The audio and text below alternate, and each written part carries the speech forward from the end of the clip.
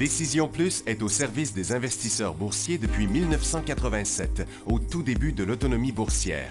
Notre logiciel de graphique Market Vision Plus et notre logiciel de code dynamique Trader Plus en ont fait sa renommée. Nous sommes encore ici parce que nous évoluons sans cesse et que nous servons bien nos clients. Découvrez nos produits et services spécialement conçus pour l'investisseur actif et autonome dans la boutique Décision Plus. Le logiciel de graphique Market Vision Plus est en français. C'est le logiciel le plus utilisé par les investisseurs de chez nous. C'est lui que vous voyez dans le feu de l'action. Trouvez, classez et analysez plus facilement avec cet outil sans pareil pour suivre la bourse et prendre les meilleures décisions. Gardez vos titres à l'œil avec Market Vision Plus. Consultez la boutique Décision Plus pour en faire l'essai pendant 10 jours sans aucun frais, c'est garanti. Laissez-nous vous guider pour analyser la bourse et prendre vos décisions. Les analystes de Guru.tv feront tout le travail pour vous. De minute en minute, nous classons les titres selon leur situation technique. Nous révélons les signaux d'achat et de vente. Nous publions des recherches poussées et nous prodiguons des conseils en temps réel. Ça commence avant l'ouverture et ça se poursuit jusqu'à la fermeture des bourses. Profitez de chaque cycle boursier avec Guru.tv. Trader Plus, l'instrument du day trader. 50 codes qui clignotent en même temps. Autant de listes que vous voulez. Graphiques à la seconde. De 3 à 30 graphiques. Des alarmes à volonté. Des listes de codes préparées. Des modèles graphiques préparés. Prêts à faire feu. Achetez, vendez avec Trader Plus.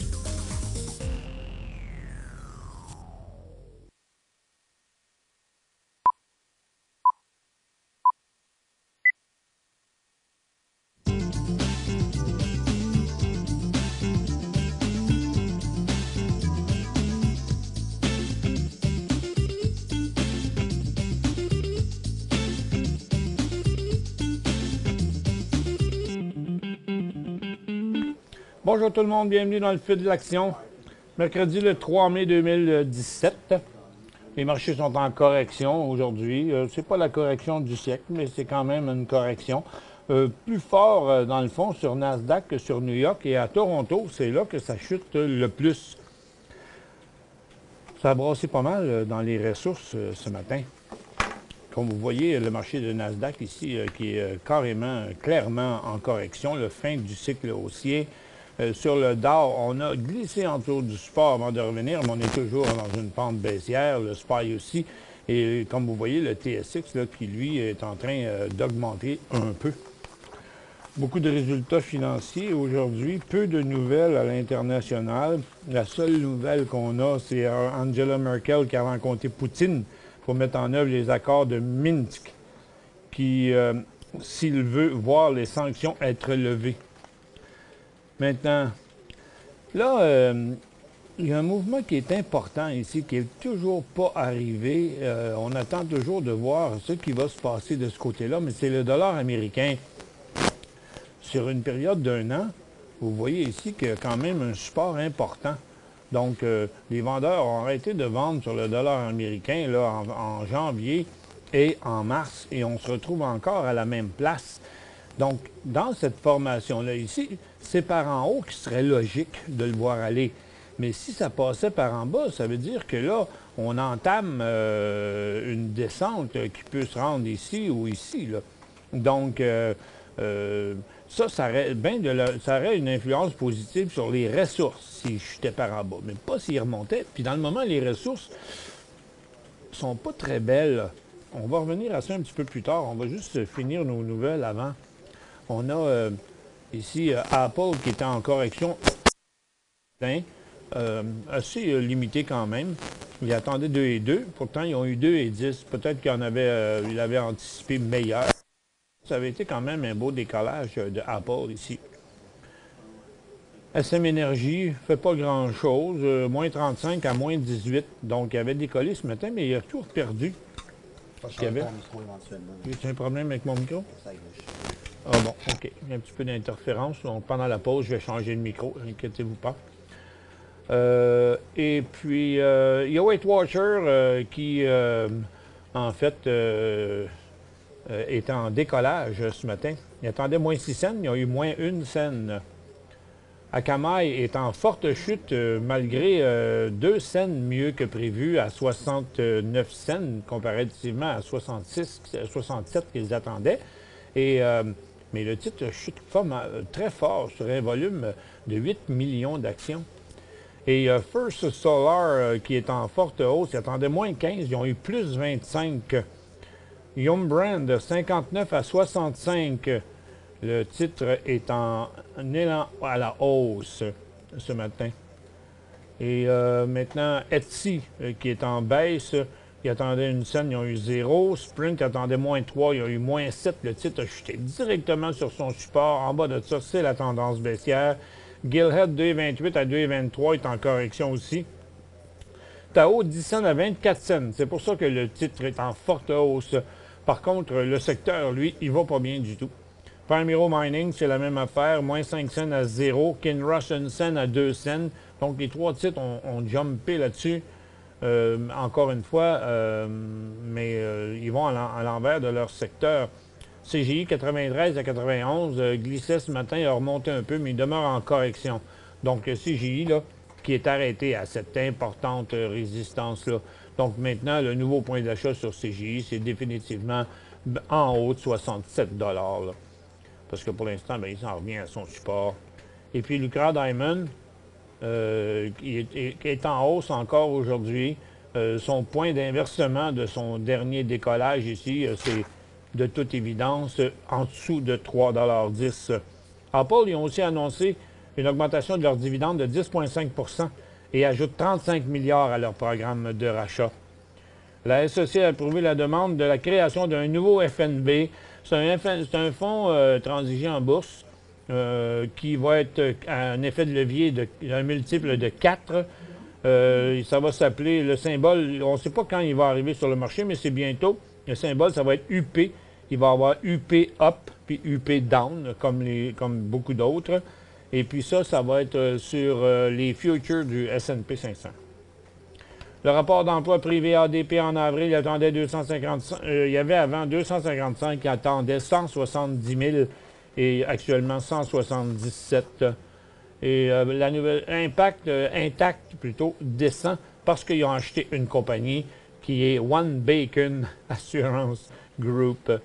Puis Hydrothérapie, ils ont eu une contamination d'un fongicide à usage général enregistré, mais qui n'est pas approuvé pour l'utilisation sur le cannabis. Donc, ils ont décidé d'arrêter toute production le temps de régler ce problème-là. Ça n'a pas l'air d'avoir fait trop peur aux investisseurs.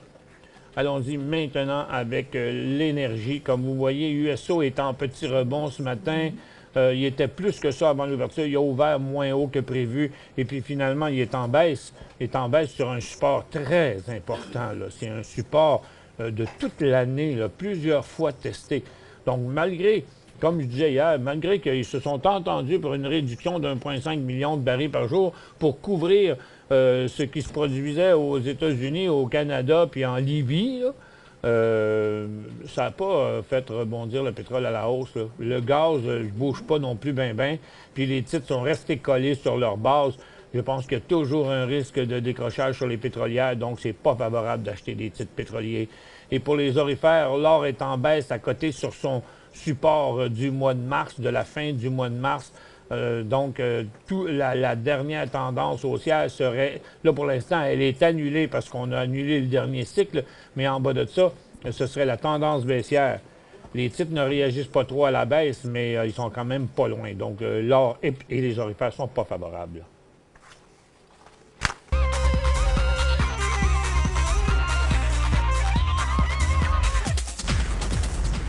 C'est le secteur minier qui a le plus chuté ce matin en baisse de 3,6 %, vient rejoindre le prix où les vendeurs ont arrêté de vendre à de multiples reprises depuis le mois de novembre. Donc, il n'y a plus de place à la baisse. Étant donné que la tendance était déjà baissière et qu'on débute un cycle baissier, on a mis le secteur en cycle baissier. Par contre, en bas de ça ne regarde pas bien du tout parce que regardez, certains titres là, comme Capstone reprend sa tendance baissière. First Quantum a décroché, se ramasse dans le vide ici, là, en train d'annuler cette hausse-là qu'il y avait eu là. Donc, c'est pas positif. On s'éloigne de ça. On n'achète pas dans les mines dans le moment. Même Teck est parti en cycle baissier aussi sur un volume qui a atteint son volume moyen à mi-journée. Donc, on va finir avec un volume plus élevé. Hot Bay fait un mouvement similaire.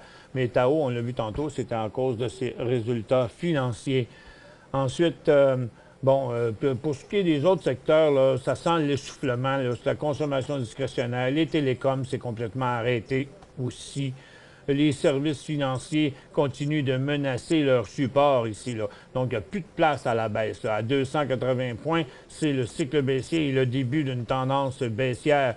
Secteur industriel aussi, on annule la cote d'hier, on revient dans la formation neutre, donc plus de momentum haussier, ni du côté des immobilières, ni du côté des services aux collectivités.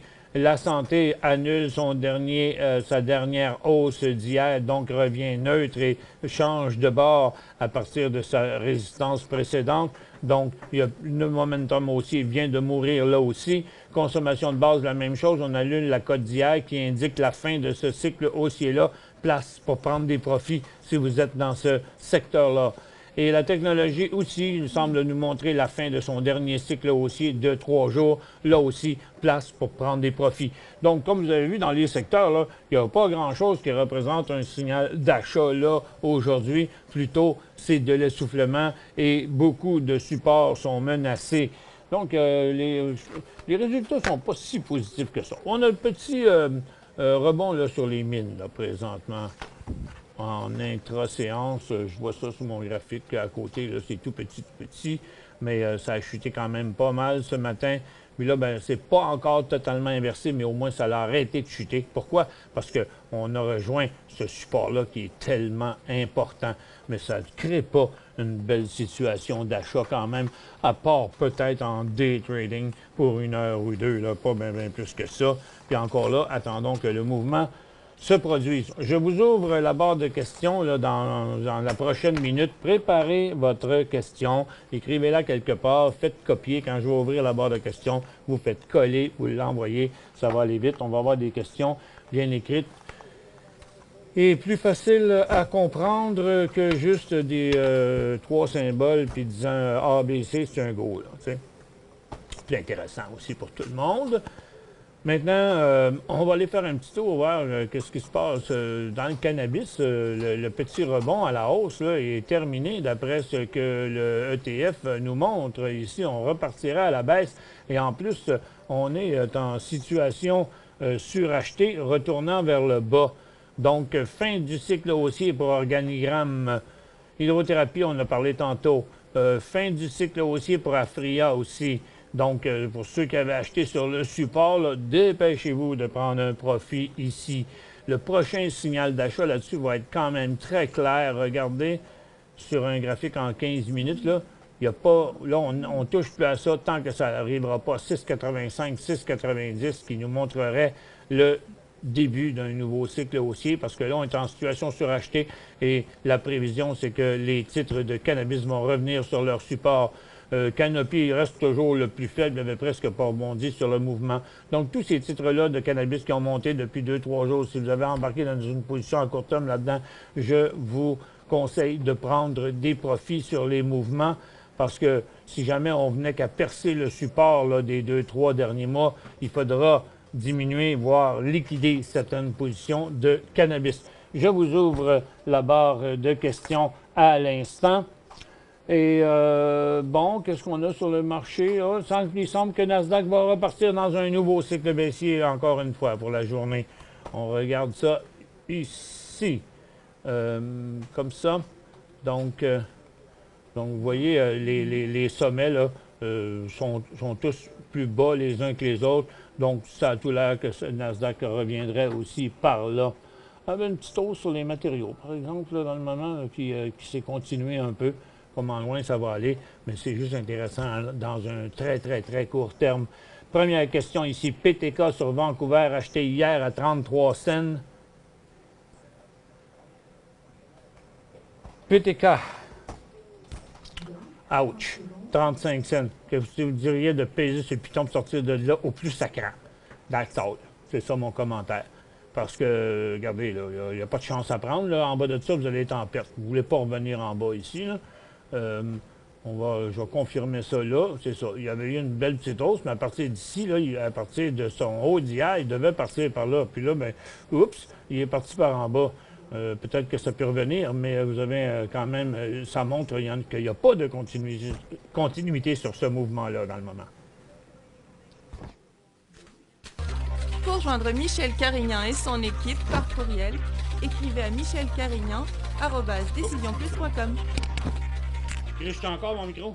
5 bonnes raisons de gérer vos investissements avec Banque Nationale Courtage Direct. Des frais de commission fixes à 9,95 en tout temps pour tous les clients et à partir de seulement 6,95 si vous êtes un investisseur actif. Aucun frais d'administration annuel si vous détenez plus de 20 000 dans vos comptes. La possibilité d'ouvrir des comptes enregistrés en devise américaine. Des outils performants afin de faciliter vos prises de décision. Un service à la clientèle primé et un niveau de satisfaction parmi les plus élevés de l'industrie. Pour en savoir plus, visitez le bncd.ca ou appelez-nous dès maintenant. Décision Plus est au service des investisseurs boursiers depuis 1987, au tout début de l'autonomie boursière. Notre logiciel de graphique Market Vision Plus et notre logiciel de code dynamique Trader Plus en ont fait sa renommée. Nous sommes encore ici parce que nous évoluons sans cesse et que nous servons bien nos clients. Découvrez nos produits et services spécialement conçus pour l'investisseur actif et autonome dans la boutique Décision Plus.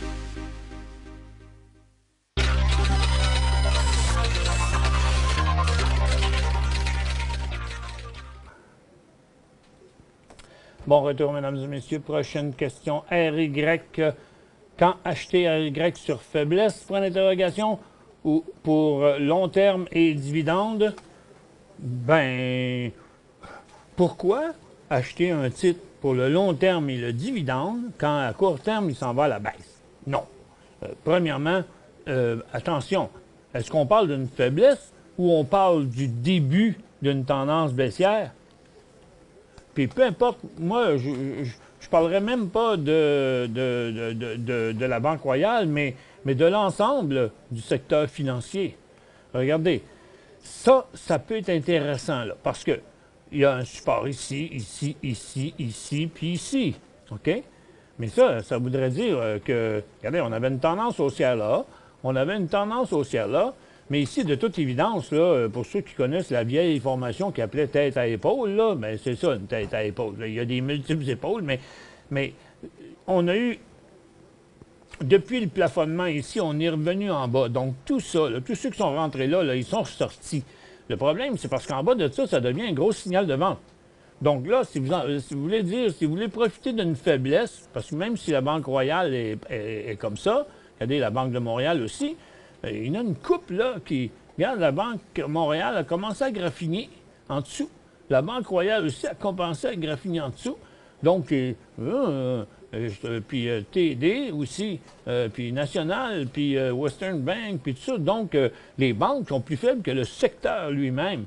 Moi, je ne penserais pas que ce serait le best, là, parce que gagner dans des dividendes puis perdre dans le capital, on gagne quoi? AW.UN. Non, on l'a ici. Tiens, AW.UN, je l'ai déjà là. Question qui a déjà été demandée au cours des derniers jours. A&W Revenue Royalties. Point d'entrée. On voudrait parler plutôt de point de sortie. Hier, c'était un point de sortie sur A&W. Et puis là, ça continue encore à la baisse. Son support est ici. Donc, il est entre les deux. Ça m'étonnerait bien gros que ce soit hot, là. Puis encore là, ce serait juste intéressant dans du day trading à très, très, très court terme s'il passait à 36,75, peut-être pour une piastre, là. Puis encore, là, pour l'instant, je trouve que c'est beaucoup trop risqué. Un point d'entrée, on ne peut pas le voir. On verra quand sa tendance baissière sera finie. Mr. Shipping. C'est original comme nom. Salut, on parle d'effet d'érosion pour les FNB sur le long terme. Oui, mais si je regarde TQQQ sur 5 ans qui fait plus de 500 % je me dis au diable l'érosion, le rendement est là. Bon, mais non, C'est clair, là. Ce qu'ils veulent dire par là, l'effet d'érosion, c'est que même s'il se passe rien, tu sais, quand ils vont émettre 2 FNB, là, mettons, ils vont tous les deux à 20 $, c'est qu'on dit souvent, bon, ben quand il y en a un qui va valoir 30, l'autre va valoir 10, mais ils vont valoir encore 40 au total. Non. Au total, s'ils valent 40 $ les deux, le up et le down, là, 6 mois ou 1 an après, vous faites le total, puis ça vaut même pas 40 $ tous les deux, là, habituellement. OK? Donc, mais c'est sur le temps que ça fait ça. Mais quand vous êtes dans un secteur haussier ou un secteur fortement baissier, celui dans lequel vous investissez, on oublie l'effet d'érosion. Là. Quand il y a vraiment de la volatilité, quand il y a vraiment une forte tendance, l'érosion est plus importante et n'est plus importante. Donc, ça veut dire, c'est que dans les FNB, plus que d'autres choses, plus que n'importe quoi d'autre, dans les débuts de tendance haussière ou baissière, là, on va choisir le FNB up ou le FNB down, bullish ou bearish, là, haussier ou baissier. Mais lorsque le secteur est effervescent, ben, on oublie l'effet d'érosion sur quelques semaines. OK? C'est juste que quand il ne se passe rien dans ces secteurs-là, à le garder, ben, ça fait juste descendre la plupart du temps. K, un achat, c'est Kellogg, ça? Non, c'est Kinross. Aux États-Unis, c'est Kellogg.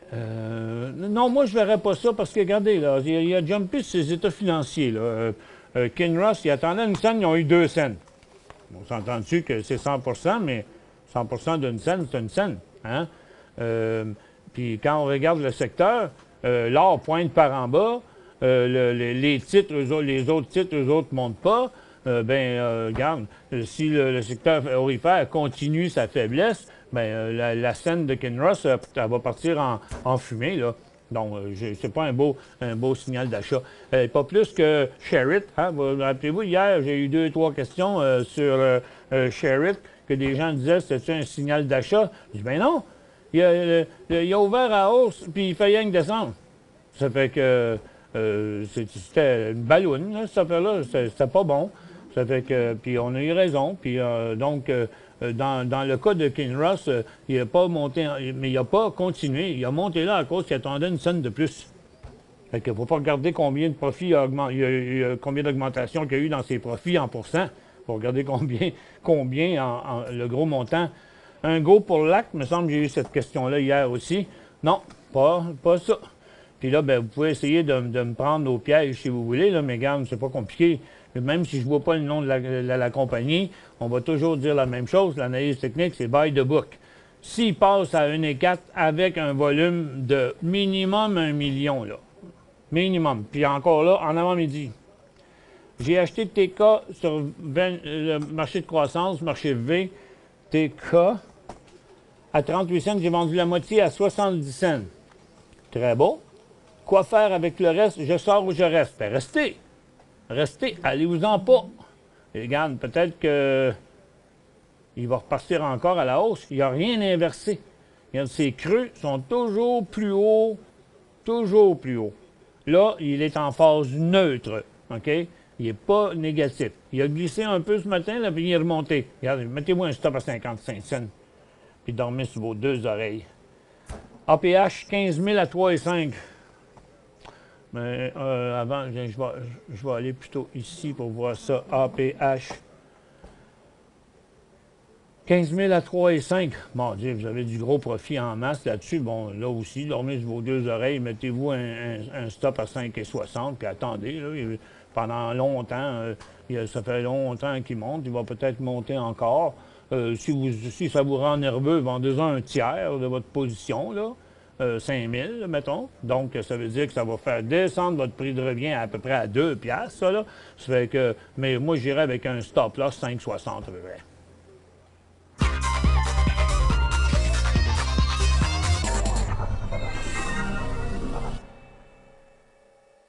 5 bonnes raisons de gérer vos investissements avec Banque Nationale Courtage Direct. Des frais de commission fixes à 9,95 en tout temps pour tous les clients et à partir de seulement 6,95 si vous êtes un investisseur actif. Aucun frais d'administration annuel si vous détenez plus de 20 000 $ dans vos comptes. la possibilité d'ouvrir des comptes enregistrés en devise américaine, des outils performants afin de faciliter vos prises de décision, un service à la clientèle primé et un niveau de satisfaction parmi les plus élevés de l'industrie. Pour en savoir plus, visitez le bncd.ca ou appelez-nous dès maintenant. Laissez-nous vous guider pour analyser la bourse et prendre vos décisions. Les analystes de Guru.tv feront tout le travail pour vous. De minute en minute, nous classons les titres selon leur situation technique. Nous révélons les signaux d'achat et de vente. Nous publions des recherches poussées et nous prodiguons des conseils en temps réel. Ça commence avant l'ouverture et ça se poursuit jusqu'à la fermeture des bourses. Profitez de chaque cycle boursier avec Guru.tv.